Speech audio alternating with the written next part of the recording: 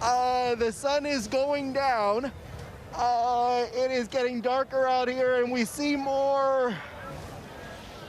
That may be tear gas there. That may be tear gas coming from the center of the Capitol building there, where you see just beyond the crowds that have gathered there, you see this yellow plume.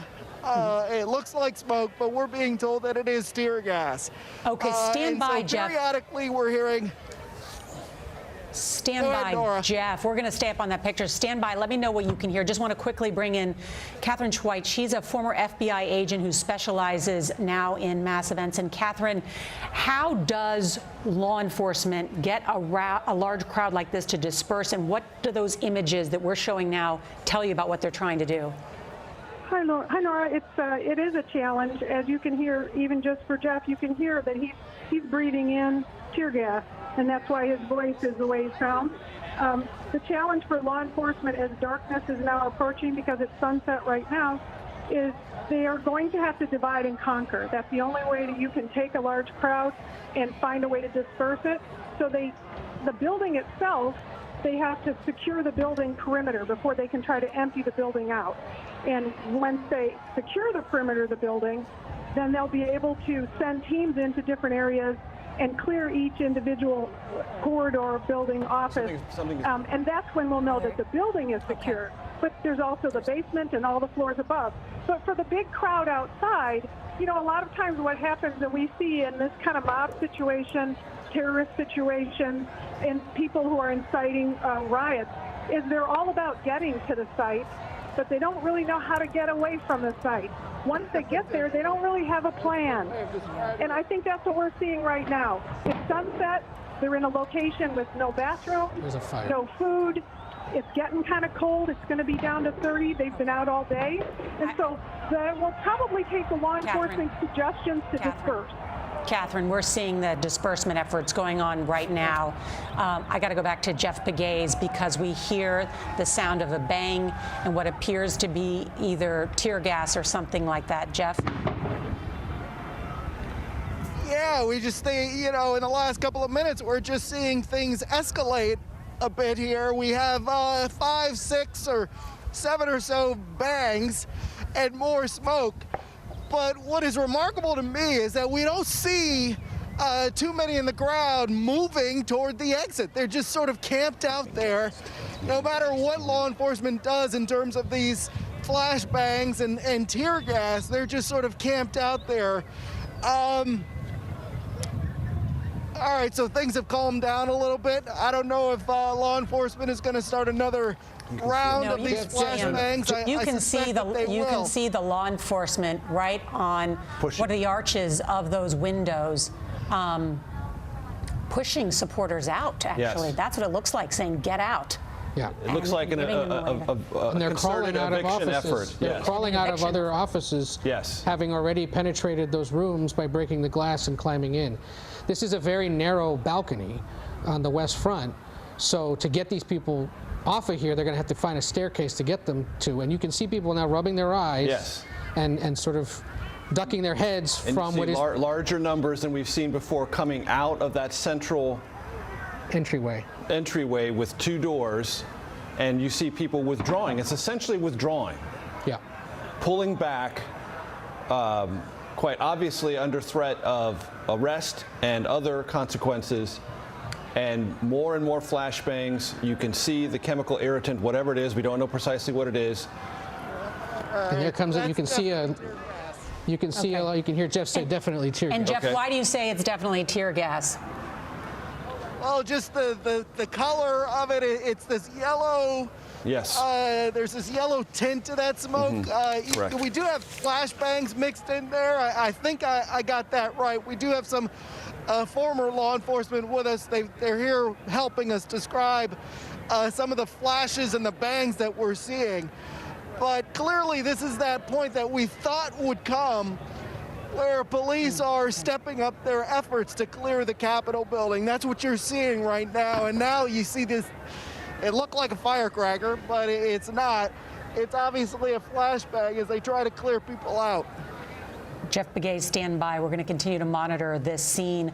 I want to bring in Michael Morell, the former acting director of the CIA and a national security analyst for CBS News. And Mike, thank you. I guess I need to ask you first about, since you have been at the CIA, how our adversaries may be using, looking, watching at these images. Nora, it's good to talk to you. It's a terrible, terrible day. I think there's two things happening overseas. One is what's going through the mind of our adversaries, the Chinese and the Russians and others. And I think they see this as a significant opportunity, right? They'll use it in two ways. One is they will show this to their own people, and they will say, this is what democracy brings, so you should actually be happy that we don't live in a democracy. And secondly, they'll share it with the rest of the world with the talking points that this is what the United States is trying to bring the rest of the world when it talks about spreading democracy. So that's an effort to try to reduce our influence. So that's what our adversaries are doing, Nora. What our friends are doing is wondering what is happening. I received a text earlier today from a foreign ambassador to the United States who is back in his capital, and he said he was sitting with his leader trying to explain what was happening here, and he was at a loss for words. He couldn't do it. So I think there's effects here on both our adversaries and on our allies and partners. Do you believe this effort may have been aided by our adversaries? I don't think so, Nora. I think this was, made and created here in the United States. We do know that the Russians did not play significantly in the 2020 election, nowhere near as much as they did in 2016. So now I'm afraid we own this one ourselves. Michael, it's Ed O'Keefe. Good to talk to you, although under these weird circumstances. I'm curious, you served two presidents and would have been involved in all sorts of hypothetical exercises, tabletop exercises they call them.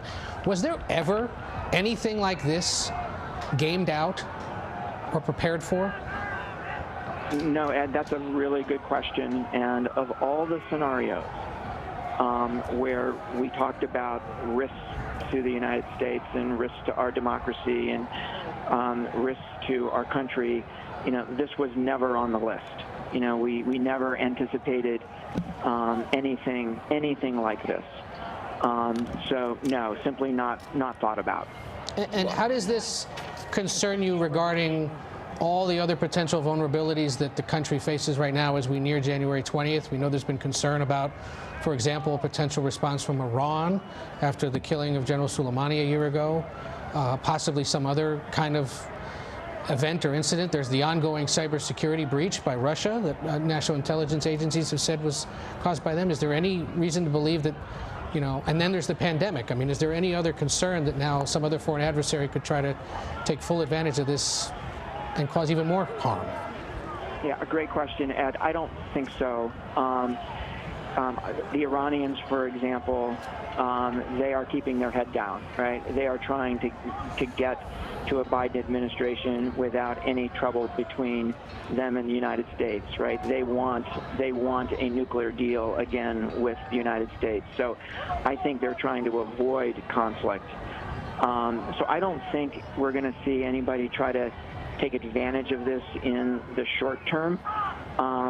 In terms of how I would rank the risks, what's happening today in our own country is at the top of the list, right? If we can't have a healthy democracy, if we can't have a strong democracy, then pretty much nothing else is possible, right? Good policy is not possible. Good foreign policy is not possible. Good national security policy is not possible. Your strength as a nation, your national security starts with a strong political system, and we are seeing today that is challenged significantly here in the United States.